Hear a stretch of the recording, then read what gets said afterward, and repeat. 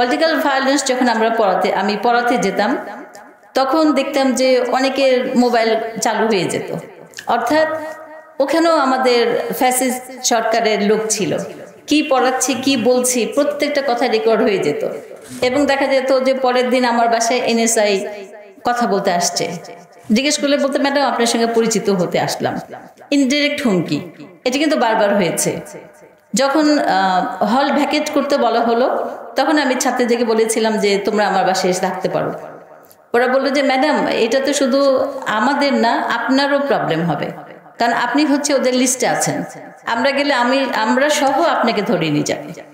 এই যে জিনিসগুলা, আমরা কিন্তু প্রতিটি পদে প্রতিটি সময়ে আমরা এই ধরনের একটা আতঙ্কের মধ্যে থাকতাম বা এরকম একটা আতঙ্কের মধ্যে ছিলাম।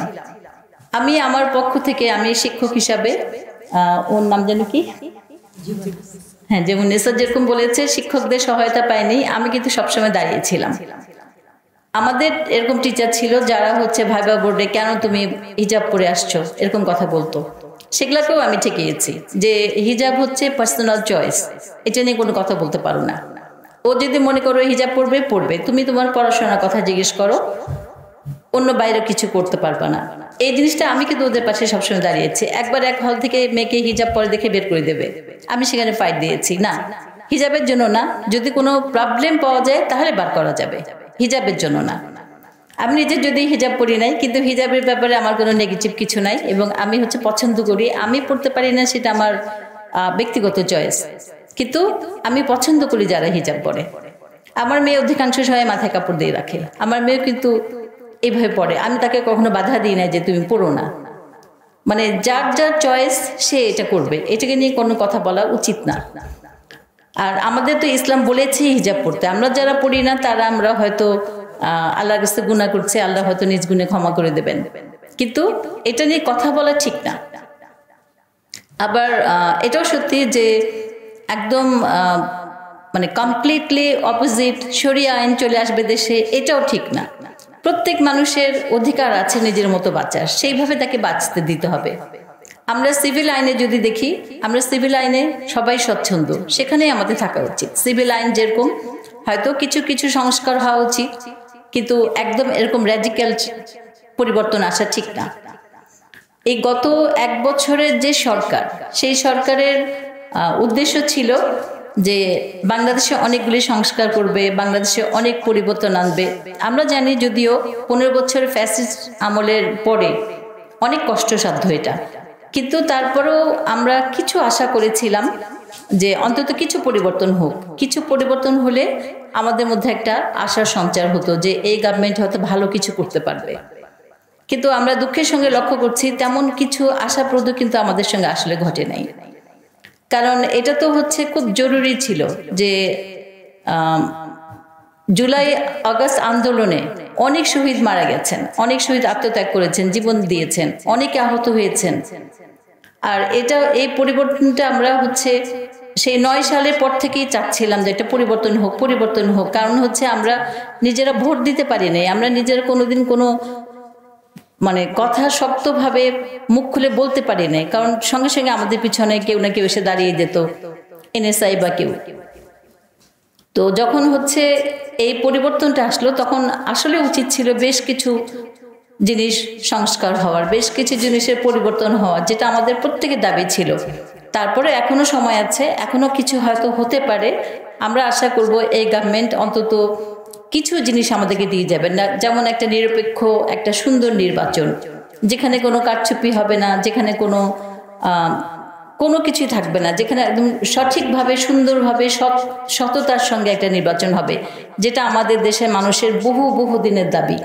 কারণ আমরা এমন ইলেকশন অনেকগুলি দেখেছি যেখানে আমরা নিজেরা ভোট দিতে গিয়ে দেখেছি আমাদের ভোট দেওয়া হয়েছে, যেখানে ভোট দিতে যে আমরা আক্রান্ত হয়েছি, সেরকম অনেকগুলো ইলেকশন হয়েছে। সুতরাং আমরা এমন ইলেকশন চাই যে ইলেকশনে আমরা সবাই স্বাধীনভাবে ভোট দিতে পারবো এবং কোনো কারচুপি হবে না, আমার ভোটটা আগে দেওয়া হবে না, এবং আমরা সবাই খুব সুন্দরভাবে একটা ভালো রেজাল্ট নিয়ে আমরা ব্যাক করব। আমরা দেখব যে আমাদের এই গভর্নমেন্ট একটা সুন্দর নির্বাচন দিয়ে আমাদেরকে অন্তত খুশি করবেন। আর কেমন শাসক চাই, সেবক নাকি শাসক যিনি শাসন করবেন? আসলে আমাদের দরকার হচ্ছে মিশ্র, দুইটারই মিশ্রণ, যিনি শাসনও করবেন, যিনি সেবাও করবেন। কারণ যদি শুধু সেবা করার জন্য আসেন তাহলে কিন্তু আমাদের দুর্নীতি বা করাপশন যেরকম আছে সেগুলোকে আমরা দূর করতে পারবো না। শাসন করবেন তাদেরকে যারা দুর্নীতি করছে, যারা অন্যায় করছে তাদেরকে শাসন করবেন, কিন্তু সেবা করবেন সাধারণ মানুষদেরকে, যারা আমরা তাকে ভোট দিয়ে নির্বাচন করেছি বা আমরা যাদেরকে ক্ষমতায় দেখতে চেয়েছি। এই ধরনের শাসক আমাদের দরকার। এই ধরনের শাসক হতে হলে কয়েকটা জিনিস খুবই জরুরি। একটা হচ্ছে ডিসেন্ট্রালাইজেশন, ক্ষমতার বিকেন্দ্রীকরণ, এটা খুবই জরুরি এবং এটা মুখের কথায় না। আগেকার যেমন হয়েছে মুখের কথায় বিকেন্দ্রীকরণ হয়েছে, সেরকম আমাদের দরকার নেই। আমাদের দরকার ক্ষমতার সঠিক বিকেন্দ্রীকরণ। প্রত্যেকটা ক্ষেত্রে প্রত্যেকটা জায়গায় যারা ক্ষমতায় প্রাপ্ত হবেন তারা সেটা প্রয়োগ করতে পারবেন আইন অনুযায়ী, এরকম হতে হবে। থাকতে হবে জনগণের অংশগ্রহণ। অংশগ্রহণ ছাড়া কোনো কাজ হবে না। প্রতিটা পর্যায়ে যদি জনগণের অংশগ্রহণ থাকে তাহলে অটোমেটিক্যালি সেই সরকার জনগণের সরকার হয়ে যাবে। শাসকদের প্রত্যেকটা পর্যায়ে জবাবদিহিতা থাকতে হবে। জবাবদিহিতা তাদেরকে করতে হবে, প্রতিটি কাজের জন্য জবাবদিহিতা থাকতে হবে। এটা যদি কম্পালসারি করা যায় তাহলে শাসকরা নিজেরাই ভীত হয়ে যাবেন যে আমাকে তো কথা বলতে হবে, আমাকে তো জবাবদিহি করতে হবে। সেক্ষেত্রে তারা সততার সঙ্গে সুন্দরভাবে কাজ করবেন। আর সবচেয়ে খারাপ যে জিনিসটা হয়েছে এই 15 বছর, সেটা হচ্ছে আমাদের সমস্ত ইনস্টিটিউশন যা ছিল সব ধ্বংস হয়ে গেছে। ইনস্টিটিউশন তৈরি করতে হবে। ইনস্টিটিউশনগুলো যদি তৈরি হয়, তারা যদি স্বাবলম্বী হয়, তারা যদি সার্বভৌম হয়, তাহলে কোনো সরকারকেই আটকে রাখা যাবে না বা তাদেরকে দুর্নীতিতে ঢুকতে দেওয়া যাবে না, বা তারা অটোমেটিক্যালি হচ্ছে তারা শুধরে যাবেন। এই জিনিসগুলো আমার মনে হয় যে খুবই জরুরি। শাসক কেমন হচ্ছেন সেটা বেশি না, শাসক এই পদ্ধতিগুলোর মধ্যে দিয়ে গেলে অবশ্যই তারা সেবক হয়ে উঠবেন এবং সেবক হওয়ার সাথে সাথে যারা দুর্নীতি করছেন, যারা অন্যায় করছেন তাদেরকে শাসনও করতে পারবেন। আমাদের এই মিশ্রণটাই দরকার।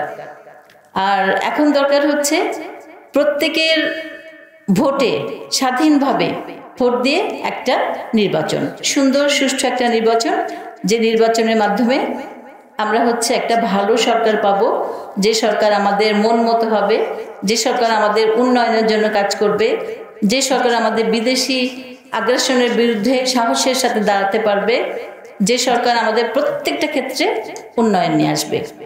এটা আমার মনে হয় যে খুব জরুরি আজকের দিনে। তো এইটুকু বলেই আমি আমার বক্তব্য শেষ করতে চাই। সবাই মিলে এইটাই আমরা প্রার্থনা করব যেন আমাদের এরকম একটা সুন্দর সরকার আসে পরবর্তী নির্বাচনের মাধ্যমে। আর আবারও আমি ওর নাম জানি শাম্মীকে আবারও ধন্যবাদ দিচ্ছি এখানে আমাকে আমন্ত্রণ করার জন্য এবং এখানে কিছু কথা বলতে দেওয়ার জন্য। অনেক ধন্যবাদ সবাইকে।